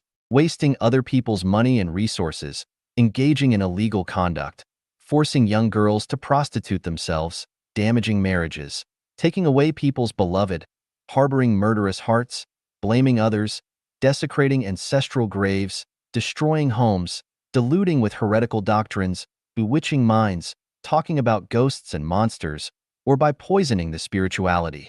These are some of nearly 100 items enumerated in Life Genuine, Life and Life. How does one not speak the God's words? They are the words of gods in heaven and are unknown to those who have not attained Tao. And even those who have attained Tao must be very knowledgeable about the truths of the universe. It is not something that ordinary people can understand. If you do not know how to be human but speak the God's words, then you are either talking nonsense or you have lost your mind. How does one not take the devil's way? By not misleading living beings, pursuing special magic arts and powers, inciting to rebel, promoting tyranny, touting heroes, singing the praises of totalitarianism, teaching others not to do the things of ordinary people, and other heterodoxical doctrines. All these are the devil's ways. How does one not engage in deluded businesses? By not farming their own land but still expecting wealth to arrive, not working but scamming, not studying or learning but expecting to know, not attending to their own business but wanting everything, being the blade of grass that wants to be a flower, the flower that wants to be in the orchard, the tiger that wants wings, or the bandit who want to be a deity celestial being. All these are absurd businesses. If roots are not established, then everything will be void, but if roots are established, then everything will be done. First be a person, then be a lady or gentleman. After that, follow the examples of the saints and sages, and then pursue the way to become a deity celestial being. Alas, the secrets of the Great Way are hidden to most people, but they reveal themselves to those who are enlightened. After seeking the Great Way everywhere for 3,000 years, it still hides in narrow margins. Therefore, to be a human being is the best coordinate system and the coordinate points of life. Fragrances will attract butterflies to flowers, and pure hearts will be frequented by celestial beings. Xiefeng. Foreign dignitaries visiting often opt for stays in 5-star hotels, never considering ordinary roadside inns. Recluses choose picturesque mountains and rivers as their places of cultivation, avoiding desolate and barren lands. Virtuous ministers select noble leaders to serve, while birds choose worthy trees for their nests. Harlots attract promiscuous men, and debauches specialize in tempting women seeking extramarital affairs. Gamblers revel in murky, obscure environments, while sages prefer abodes with serene and fresh air. The environment not only shapes species but is also shaped by them, just as filthy places attract flies, while blooming flowers welcome bees and butterflies. Planting different trees attracts different birds. People who browse the internet daily tend to favor websites that suit their temperament and personality, occasionally visiting other sites. Birds of a feather flock together, and individuals group based on shared interests. Scammers and thieves find it easy to communicate with each other, while sages seek companions with kindred spirits. In the eyes of lovers, beauty lies in the beholder, while evildoers may perceive others as troublemakers. Tyrants often surround themselves with sycophants. In the heart of enlightened beings, there are few living souls in the mundane world. A phoenix avoids barren lands. Enlightened souls do not consort with common folk. Rain avoids deserts. Peonies do not grow in the Gobi Desert. These are common sense, not needing exhaustive illustration. To those who have entered life genuine, I wish to convey, a pure heart attracts celestial beings. Consider this. When in a chaotic place, overwhelmed by countless tasks, it's hard to deeply contemplate a single matter or write a valuable article. Only in tranquility, free from desire, does the mind become sharp and clear, writing effortlessly, a state called, when the mind is calm, ideas flow naturally. A tangled mess is distressing for anyone who encounters it. In a society with disorder, it is difficult to establish a positive moral atmosphere. Noise is irritating, music brings joy, orderly lines are soothing, and the chaotic arrangement of structures in a painting disrupts one's thoughts. Higher quality life tends to favor order, while lower quality life leans toward chaos. Saints and sages would never guide people towards rebellion, rioting, plunder, or bloodshed. Those with distorted mindsets eagerly anticipate chaos in the world, hoping for frequent government overthrows, thinking, why isn't the world in chaos yet? Chaos is good. Amidst the chaos, one can fish in troubled waters and seize power. The virtuous individuals who enter the Life genuine community appreciate order and abhor violence and plunder. Even amid a storm, they remain as the wind blows, the mountain stands still, leaves fall silently.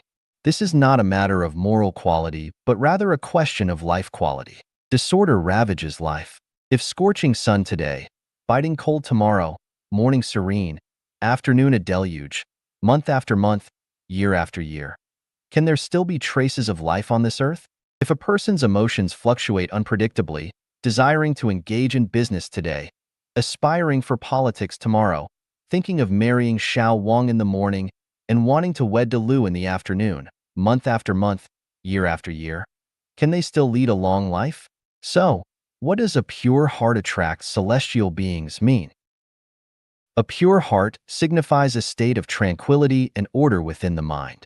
In this state, the heart resembles a babbling brook, a field adorned with blooming flowers, a serene and elegant garden, towering and overlapping mountain ranges, a tranquil lake with rippling waves, a blue sky with drifting clouds, and the vast expanse of the starry night sky. When the heart resides in such a state, life thrives, divine blessings abound, and celestial beings visit. How to achieve purity of heart? In the intermediate stages of cultivation, I discussed that a heart harboring evil thoughts is impure, a deluded and fantasizing mind is impure, an incessantly greedy heart is impure, seeking undue advantage taints the heart, deceitful behavior soils the heart, speaking nonsense stains the heart, insulting gods and Buddhas clouds the heart, disrespecting parents darkens the heart, engaging in conflict, killing, and robbery contaminates the heart, ambiguous thoughts obscure the heart, and impure body defiles the heart, a dirty and disorderly living space pollutes the heart, deception, fraud, and manipulation sully the heart, lacking compassion stains the heart, ignorance and irrationality darken the heart, and blasphemy against the greatest creator stains the heart. A purified state of mind is the realm of celestial beings. Achieving this state naturally attracts the presence of celestial beings for spiritual guidance. A pure heart attracts celestial beings. The words spoken by Jesus, Buddha, Shakyamuni, and Laozi all emanate from a pure state of mind. Attaining purity of heart enables one to tap into the wisdom of Buddhas and celestial beings. Understanding the teachings of Jesus, Buddha, and Laozi becomes as effortless as turning one's hand because, as the saying goes, fragrances attract butterflies to flowers, and pure hearts are frequented by celestial beings. From penicillin allergy to the formation of Saraira. Xiefeng. Translation edited by Jiejing. In 1999, I drove a Nissan car with my lover and child from Harare to visit Victoria Falls, which was over 800 kilometers away. During that trip, what amazed me was not just the grandeur of the waterfall, but a young European girl, not even 20 years old, who was bungee jumping. Between Zimbabwe and Zambia, there is an iron bridge over the Zambezi River. The bridge is approximately 1 kilometer above the river surface.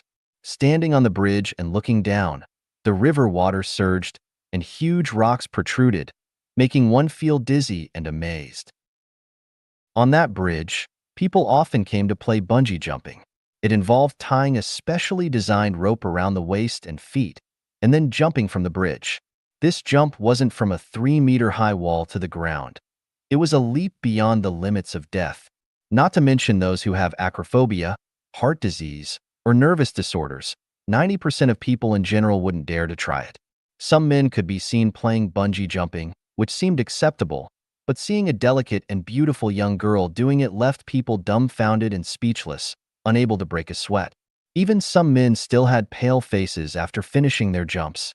However, when this girl was pulled up to the bridge, someone asked her how she felt, and she excitedly exclaimed, "Wonderful, oh my."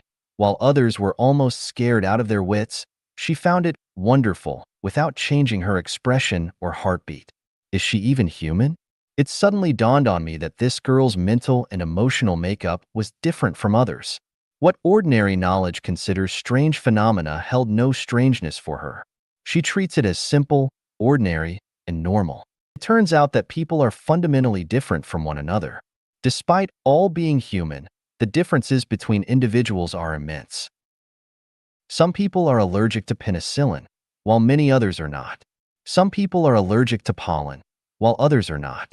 Some people are allergic to metals other than gold and silver, while others are not. When reading Strange Tales from a Chinese Studio by Pu Songling and Ji Xiaolan's Notes from the Orchid Pavilion, we discover that some people turn pale at the mention of ghosts, while others, upon encountering a ghost, treat it as casually as they would treat a cat, showing no signs of fear or disturbance. Perhaps some would argue that Strange Tales from a Chinese Studio and Notes from the Orchid Pavilion are metaphorical stories and should not be taken literally. I believe there is some truth to that. However, in broad daylight, when someone puts on a ghost-like mask, some children tremble in fear while others not only show no fear but even burst into laughter. This is a fact. I remember in 1989, after the students in our school watched the movie Painted Skin at a theater in Zhangjiakou City, Hebei Province, some of them were afraid to stay alone in the dormitory that night, and they didn't dare to go to the bathroom alone. Yet, many others were completely unfazed. I still remember when I was in middle school, Dongxiang County No. 3 Middle School in Gansu Province. One day, a classmate carried a 1-meter-long snake and stood on the podium, shaking it to intentionally scare the female students. The girls laughed and giggled, but a tall male student sitting in the back row screamed and turned pale. The image of fear from that student is deeply etched in my mind. It has been 30 years, but the memory remains vivid, as if it were yesterday. What's there to be afraid of a dead snake? Yet, my classmate reacted as if he had seen a ghost. Freud or parapsychologists might be able to explain it, but regardless of the explanation, it is a fact that this classmate's psychological makeup is unique compared to ordinary people. On the eve of a life-and-death battle between enemies, some people sleep soundly, snoring loudly, while others toss and turn, unable to fall asleep. Beethoven could compose the Heroic Symphony, so why can't we? Da Vinci could paint the Mona Lisa, so why can't we? Newton could discover universal gravitation from a falling apple, so why can't we? Einstein could find the equation for mass energy equivalence, so why can't we? Because people are fundamentally different. This means that using our own understanding to judge the thoughts and actions of others often leads to incorrect conclusions. In the future world described in the Bible, everyone is free from illness. In the Buddhist scriptures, the Pure Land is described as a realm where everyone lives eternally. In the Life-Genuine description of the 10,000-year world, people can fly. Do we believe in these descriptions or not? After the death of Buddha Shakyamuni, his remains were cremated, and numerous crystal-clear, colorful, and steel-like solid sarira were discovered among his ashes. In December 1990, after the passing of the Singaporean Chinese monk Master Hong Chuan, 480 colored crystal-like sarira were found in his ashes. In 1994, during the cremation of Master Yuan Zhao's body at the Fahua Temple on Mount Guanyin in Shaanxi, his heart remained intact and transformed into a dark brown, hard relic. For the past 10 years, I have been almost free from illness. On rare occasions when I feel discomfort, taking a painkiller quickly relieves it. Why is that? It's not because I have naturally good health, but rather because of my cultivation practice. I have developed a simple and effective method, and the results have been remarkable. When practicing, I am oblivious to extreme cold or hot weather. My mind becomes empty during the practice, and afterwards, my mind is exceptionally clear. The Viagra that can excite human nature, as well as opioids, heroin, and other pain-relieving drugs that can evoke intense emotions and a sense of transcendence, may have no effect on some people. Perhaps you have not heard of this before. In the recent days, in the article, The True Face of Chinese History in 5,000 Years of Up and Down, published on the website Chinese Soul, the author Xin Yuan stated, "The perfect return of the Yellow Emperor indicates that human beings can return to the heavens through cultivation. The only channel of communication between humans and gods is cultivation. The Bible, the Quran, the Diamond Sutra, and the Tao Te Ching all contain basic knowledge. However, many people are allergic to this basic knowledge. Regardless of the content of these scriptures, as soon as they hear the word scripture, they become allergic. Furthermore, some people randomly interpret the scriptures, making the originally profound and spiritually scientific wisdom appear mysterious and unfathomable, causing people to feel intimidated. When the seasonal flu virus arrives, many people may catch a cold, but when SARS strikes, some people will never get SARS. In 1348, the Black Death, a widespread outbreak of bubonic plague, claimed the lives of 1/3 of Europe's population. But why didn't the remaining 2/3 die? When periodic cosmic waves arrive, many people die. Whether you flee to the ends of the earth, dive underwater, or burrow underground, you cannot escape the impact of these waves on your nerves and psychological structure. Only those who have cultivated and practiced to an advanced level, whose nerves and psychological structure resonate with these waves, not only do they not feel the arrival of cosmic waves, but they are also unaffected by their negative effects. If you receive the cowpox vaccination, you won't get smallpox. If you enter Life-Genuine, you won't fear periodic cosmic waves. In the next 3 years or so, perhaps several extraordinary phenomena will occur, and by then, people will understand the true meaning of the birth of Life-Genuine. Are you allergic to penicillin?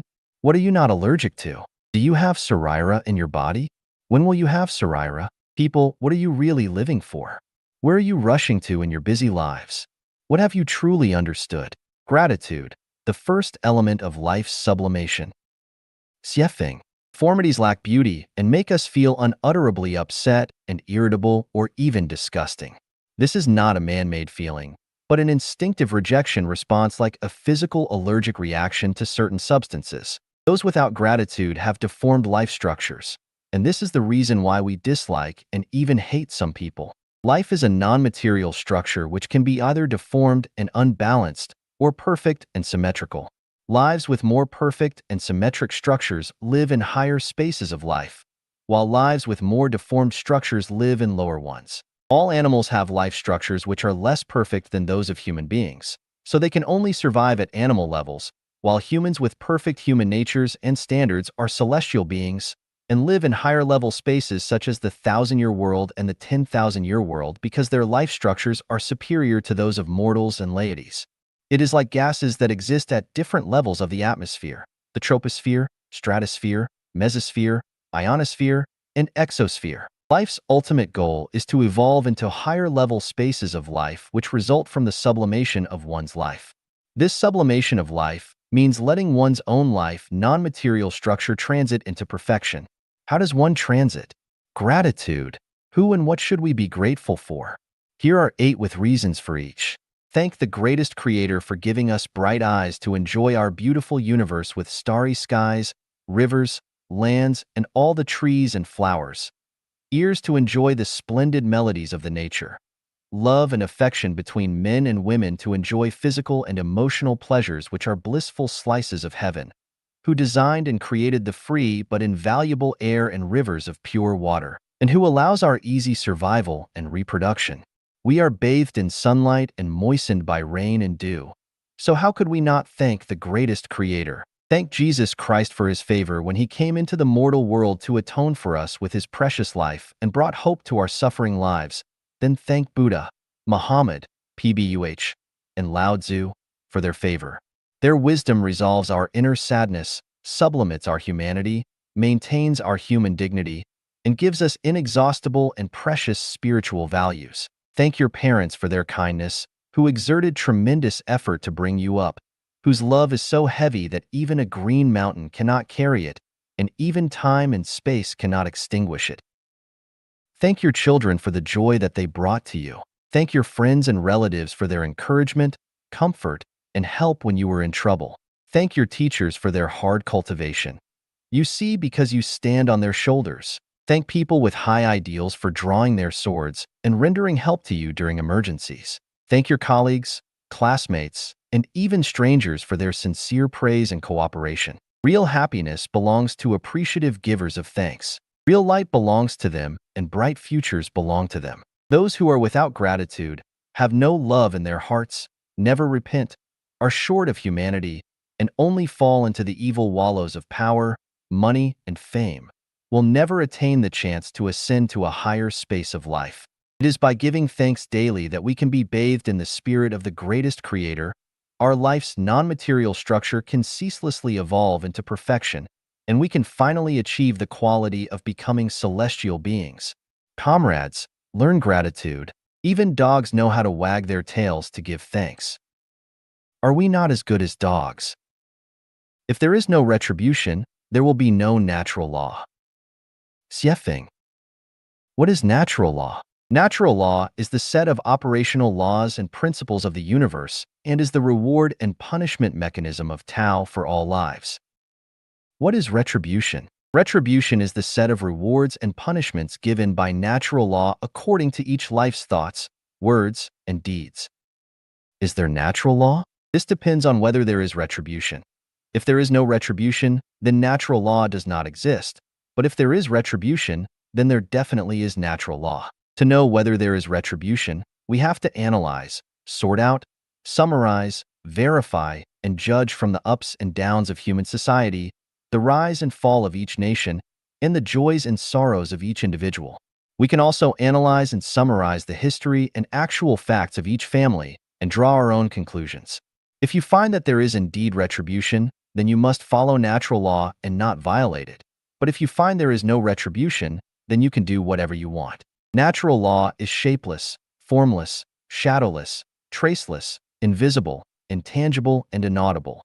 To know whether it exists, we can only perceive, sense, and feel the changes in nature, in human society, and in everyone's status quo. To know natural law by way of retribution is called verification. We can also deduce whether it exists through logical reasoning. For example, if you killed a snake and had no son but then found that most people who killed snakes had no sons either, you could conclude that those who kill snakes generally have no sons. A connection between killing snakes and not having sons could be reached. If you kill a snake, then you will either have no sons or they would be accidents. If this were a common phenomenon, then it would prove that killing snakes is retributive, but if it were not a common phenomenon, then it would prove that there is no retribution for killing snakes and that retribution does not exist. Another example would be between married couples. As long as the wife's aura exceeds that of her husband's, they will give birth to a daughter, but if the husband's aura surpasses that of his wife's, then they will give birth to a son. The formation of this aura correlates to the degree of love and respect that each person has toward their partner. If the wife's degree of love and respect is low, then her aura will be strong and daughters will be born. But if her degree of love and respect is high, her aura will be low, and sons will be born. In the same way, if the husband's respect for his wife is low, his aura is strong, and then they will bear sons. But if his respect is high, and his aura is weak, then they will bear daughters. Whether this principle is true or not needs to be verified from a large number of cases. If facts prove that this principle is true, then it proves that retribution exists. Otherwise, retribution does not exist. Due to their lack of experience, young people do not understand retribution, so it requires older people to tell them about it, and that if it exists, then people must be careful not to talk, act, eat, go, or think indiscriminately, otherwise there will be retribution. Once it is proven that natural law exists, then we should follow it, because if we do so, we will get its corresponding retribution, but if we do not follow it, then we get the corresponding retribution for not following it. For example, I see a phenomenon in cyberspace that no matter who you are or what you post, you will always be scolded. If you are sincere and have good intentions, then you will be scolded. If you publicize Jesus or Buddha, then you will be scolded. If you promote the goodness of communism, then you will be scolded. If you respect your ancestors, then you will be scolded. If you speak from your heart honestly, then you will be scolded. If you spread truth, goodness, beauty, love, faith, and sincerity, then you will be scolded. No matter what you say, there will always be someone out there who is ready to scold you. Even gods, Buddha, celestials, and saints will be scolded when they appear to preach. This cursing is so harsh that it brings bitter winds and miserable rains and makes dust and stones fly. It is so harsh that even good people bow their heads, thinkers dare not write articles, and those who want to do good deeds dare not do them. In addition, some people demolish other people's houses with plausibility, drive others out of their homes, add drugs to food, inject fake vaccines into children, cheat people out of money, dump garbage into rivers, and so forth. They are very aggressive. But you do not need to worry, because if the existence of natural law is proven, then retribution will surely come. Natural law cannot be controlled by anyone.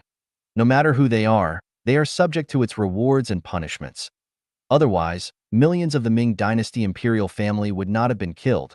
All 10 clans of Feng Xiaoru's family would not have been killed because of implication.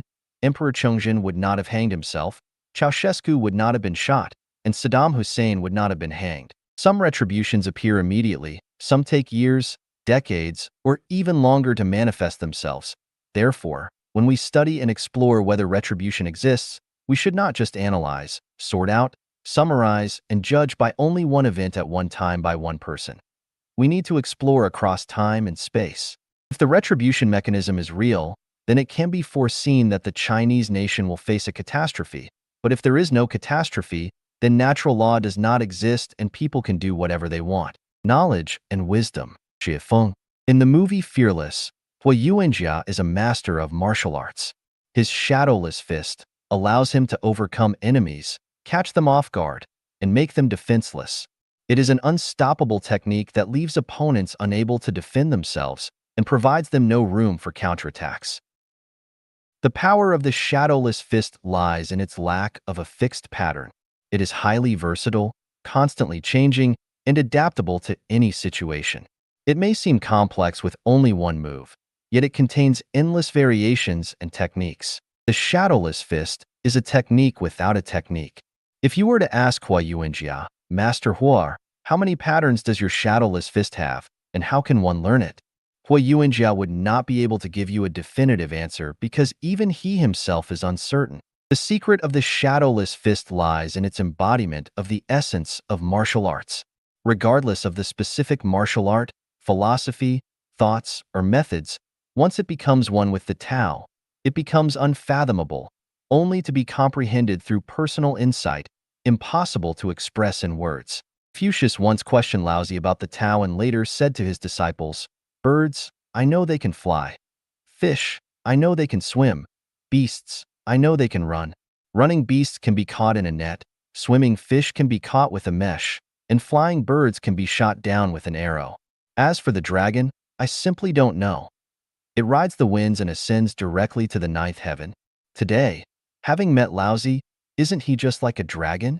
Confucius, a sage renowned for his profound knowledge and wisdom, when faced with the wisdom of Laozi, lacked the ability to fully comprehend it. He could not perceive the limits of Laozi's wisdom because Laozi's wisdom, much like Hua Yuanjia's shadowless fist, is something that is without action yet accomplishes everything. It is elusive, just like not seeing its head when approaching, nor its tail when following. It is like a tiger trying to swallow the sky, with nowhere to find an opening. The Buddha, Shakyamuni, spent over 40 years teaching the Dharma, yet in the end, he stated that he had not truly said anything, nor had he given any teachings.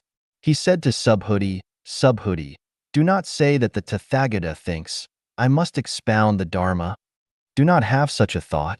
Why? Because if someone says so, he will truly slander the Buddha and be unable to understand my teachings. Subhuti, when the Tathagata expounds the Dharma, there is truly no Dharma to teach. Yet, this is expediently termed as teaching the Dharma. He went on, circling around, reversing and repeating, but ultimately, he informed us that he had not said anything at all. Wonderful, because Buddha Shakyamuni attained enlightenment. When I was contemplating how to explain the origin of the universe, unsure of how to effectively articulate it, one evening, as I was reading the Diamond Sutra, I burst into laughter. I laughed so hard that I had to bury my head in the blanket and suppress my laughter. I saw Buddha Shakyamuni laughing heartily too, and saw the greatest creator smiling as he walked away with hands behind his back. In the novel, Heavenly Sword and Dragon-Slaying Saber, by the renowned Master Jin Zhang Sanfeng teaches Zhang Wuji a unique sword technique. The peculiarity of this technique lies in the ability to forget about the sword technique itself. No matter how many moves or forms are taught, the ultimate goal is to reach a state where, after learning everything, one realizes they haven't learned any specific sword technique. Yet it seems as if they have mastered all sword techniques. In reality, the sword technique taught by Zhang Sanfeng to Zhang Wuji bears a resemblance to Hua Yuanjia's shadowless fist in its profound nature, with the essence lying in the entering of the Tao. The entire universe is composed of different levels of life. We can liken this universe to a courtyard of life, or a home of life. However, to understand the mysteries of this courtyard of life, one must utilize Zen. Zen, in this context, refers to ascending to a state of great wisdom through profound insights into life. The significance of life genuine lies therein. The purpose of the Revelations section is to provide explanations and insights into everyday phenomena, inspiring everyone to gain enlightenment. By extrapolating from specific instances and making connections, one can ultimately enter the Tao. In Revelations, I only write 100 articles, but in reality, I could write 100,000 articles, a billion articles, even countless articles.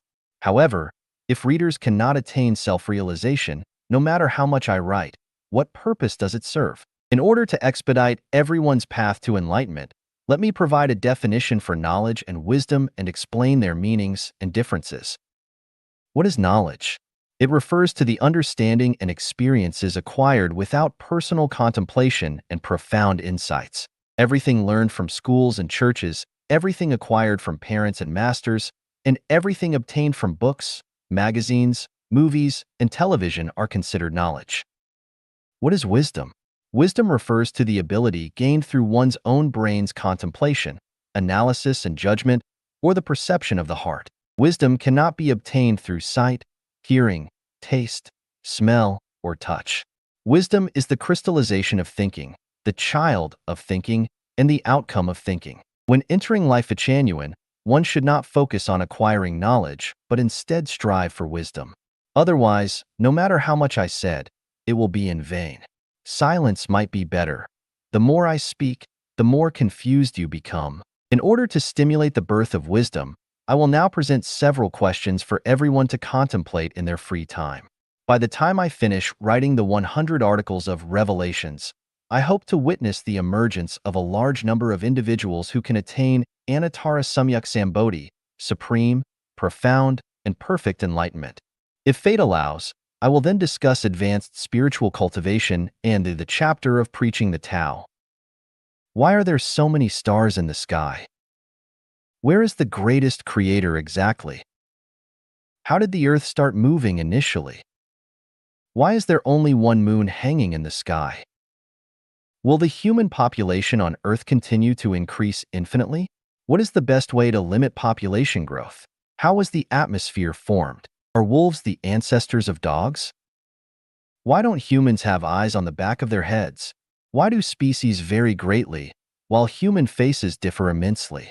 Why do orange trees only bear oranges, and peach trees only bear peaches? Despite being born from the same mother, why do siblings have such vastly different destinies? With the same earth and the same sky, why is there so little rain or snow over deserts and wastelands? Why do carnivorous animals have lower reproductive abilities compared to herbivores? Why? In the universe, which direction is up and which direction is down? Is empty space truly devoid of everything? Assuming no major obstacles, to what extent can human development ultimately reach? When someone unexpectedly encounters a car accident, is it a coincidence or a necessity? Who am I, really? Laws which keep life immortal. Translation edited by Chinyu. Every morning, turning on the tap to wash my face, I noticed that the initial water flow was murky and not clear.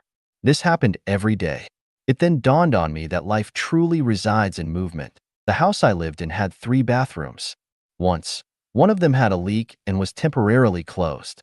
Since there were 2 others available, there was no hurry to repair it. To prevent anyone from using it, my partner not only covered the toilet seat but also sealed it with transparent tape. However, she overlooked dealing with the water remaining at the bottom of the toilet. About 10 days later, we noticed tiny flies frequently flying in the hallway. Our room was cleaned daily by the floral workers, and it was challenging to find even a speck of dirt. Throughout the year, we rarely saw flies. Why did they suddenly appear? Despite searching everywhere, my partner and I couldn't locate the source of the issue. My partner prefers cleanliness and tidiness. She not only got upset at the sight of a group of flies, but if even a single fly appeared in the room, she had to either crush it to dust or chase it out to feel at ease. As expected, while I was typing at the computer, I suddenly heard her excitedly exclaim, as if she had discovered a new continent, "Honey, I found it." I went over to take a look, and there were already hundreds of tiny flies hovering inside the toilet she had opened. The water at the bottom of the toilet, once clear, had turned murky and filthy. We used a bucket to flush the water and then sprayed it with a solution called Toilet Active Kills Germs for washing. Finally, we scrubbed it with a cleaning agent. After more than 3 hours, all the flies retreated and the room returned to cleanliness. The lessons from these 2 natural phenomena are: flowing water does not stagnate, and a door hinge does not get worms. With both coming and going, peace naturally prevails. A further lesson is, water only stays pure when it keeps flowing. Life remains eternal only when it keeps moving. Movement is life. Stillness is death. As life comprises 2 parts, the physical body and the spiritual soul, it demands simultaneous movement in both aspects. For the physical body, a person must be active regularly to keep the circulation of qi and blood flowing.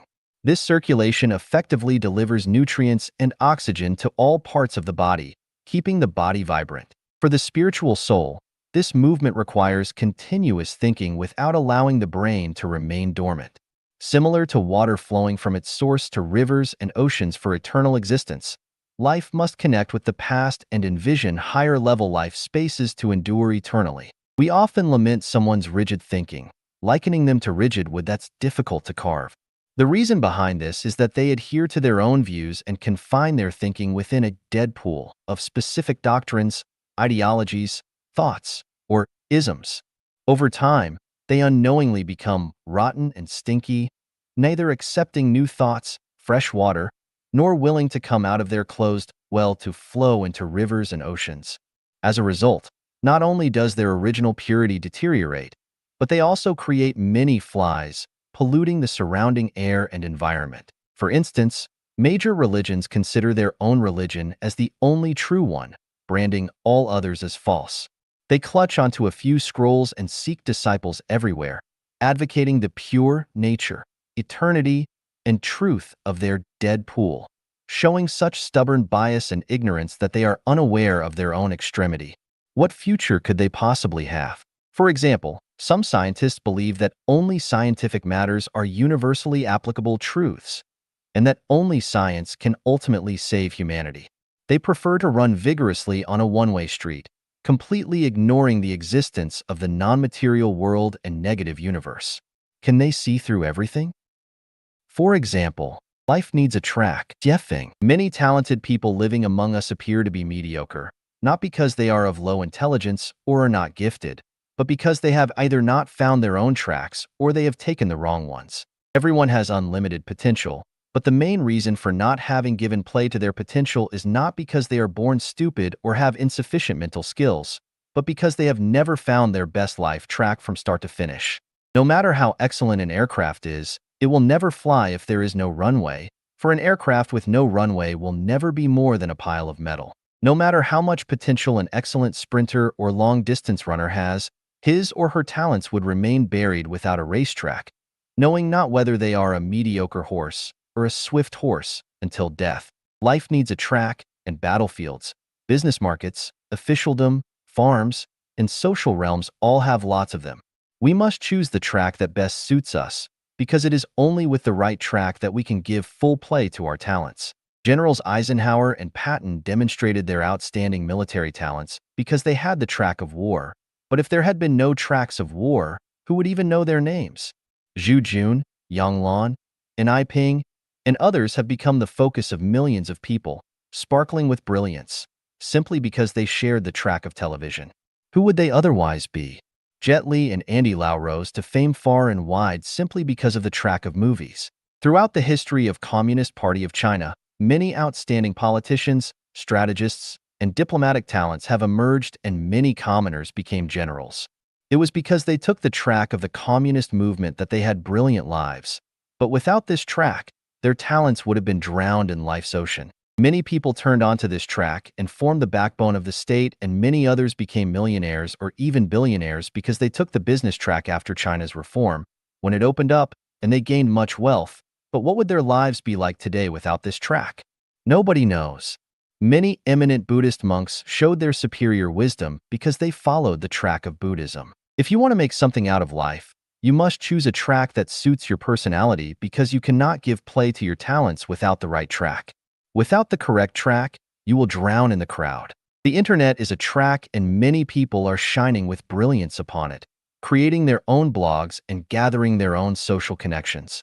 A large number of authors, writers, critics, and practitioners are emerging on this track and are demonstrating their talents. You have to find your track, but if you do not see the proper one, you should build your own. Why? Because you will play better, be better at the game of life, and make your life more colorful. Do not pretend to be aloof and say that you are too good to engage in this, because that would be finding excuses for your incompetence and failures. A soldier who does not want to be a general is never a good soldier. A life that does not want to have a glorious course is never a good life. If you want to make big money, be the boss. For being the boss is the track to making the most money, and if you want to be an official, build your social connections. For building social connections is the track to being an official. There are numerous tracks, and they are everywhere. But if you want to play your talents to the maximum, you will have to choose a track with infinite prospect. If you choose a good track, you can have a good life. But if you choose a bad track, you can only have a bad life. Zhang Guotao abandoned the track of the Communist Party and eventually, unknowingly froze to death. On the other hand, Deng Xiaoping stuck with the track of the Communist Party and eventually had his wishes fulfilled. If you choose polishing shoes, then you will unconsciously be on the track of polishing shoes. If you choose to steal, then you will unconsciously be on the track of crime. If you choose to reap without sowing, then you will, over time, get on a greedy, selfish, and parasite track. If you choose a mass movement, you will be on the track of confronting the government. If you choose life genuine, then you are naturally taking on the track of trekking and climbing to the highest realm of life and life. Which is the best track? It depends on you. You must choose your track completely on your own. The best track is one that you can follow for a lifetime. Tracks can be regularly replaced if they are not good, because some tracks have no futures and lead to dead ends with steep precipices. You will have to sharpen your eyes to think and judge. Some tracks seem narrow and bumpy at first, but the more you walk on them, the broader, brighter, and more brilliant they become. while others look broad, densely populated, and big. Yet the more you walk on them, the more your feet hurt, you become confused and frustrated, and the narrower and darker they become. If you have the ability to rule a country, the ambition to ride on top of the world, and have both superintelligence and indomitable willpower, then you had better build your own track. If you do not, then you can borrow others' ready-made tracks. For example, instead of creating your own blogs with few hits, you might want to promote your ideas and display your talents on another's website or bulletin board. Instead of creating your own website with painstaking care and precision, yet having no visitors, you might as well demonstrate your skills on someone else's websites. Once you have chosen your track, you must not give it up too easily, for giving up means failure. Remember, 1,000 sails pass by the shipwreck and 10,000 saplings thrive beyond the withered tree. No one will sympathize with you if you fail.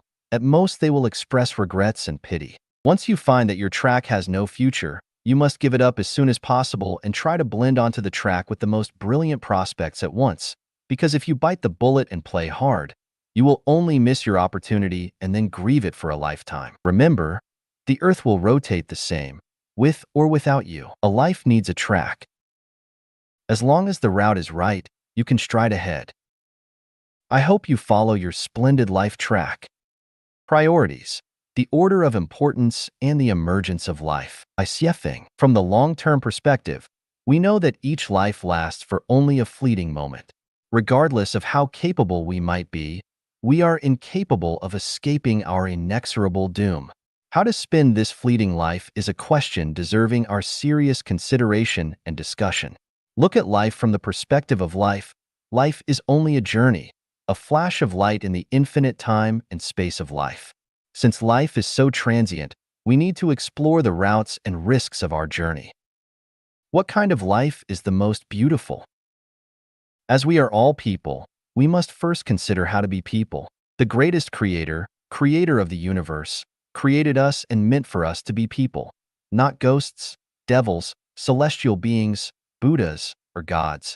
If we surrender our humanness to devote our life, time, and energy to becoming higher forms, then we are doing it against the will of the greatest creator. It is only when we first conduct ourselves as people living by the will of the greatest creator that we can hope to attain Buddhahood at the end of our life's journey.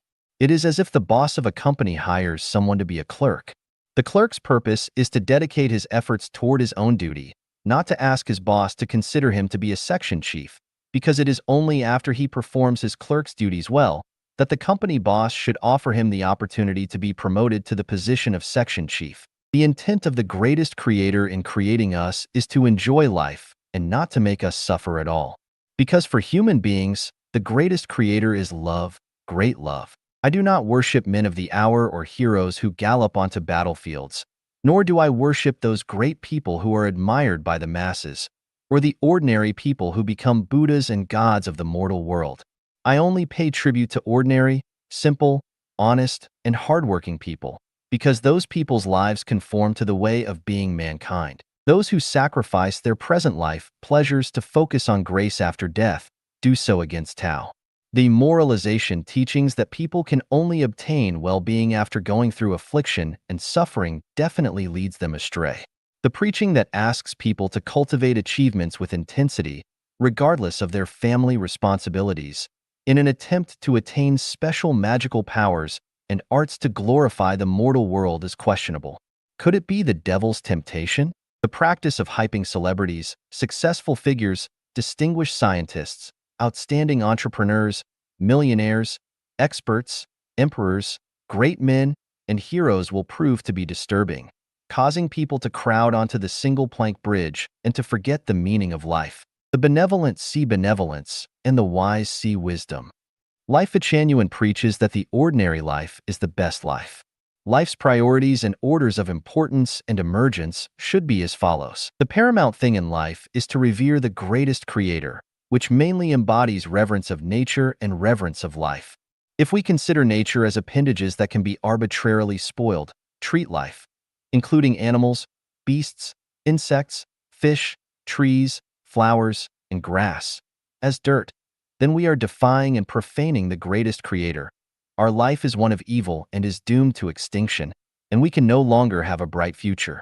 The first thing to consider and pursue in life is the beauty of the soul, rather than the accumulation of power, money, fame, and desirable people.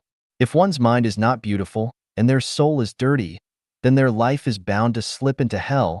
They are bound to keep company with devils and demons, and their life is a definite failure. The most important thing in life is to explore the mysteries of the universe and the meaning of life. The greatest creator always rewards the wise who have spiritual natures and wisdom and offers them wonderful spiritual enjoyment. If we affix our eyes only to the limited time and space, or even on meeting the needs of our lust, then we are bound to be lost and the water of life will evaporate. The most urgent questions in life are how to elevate the non-material structure of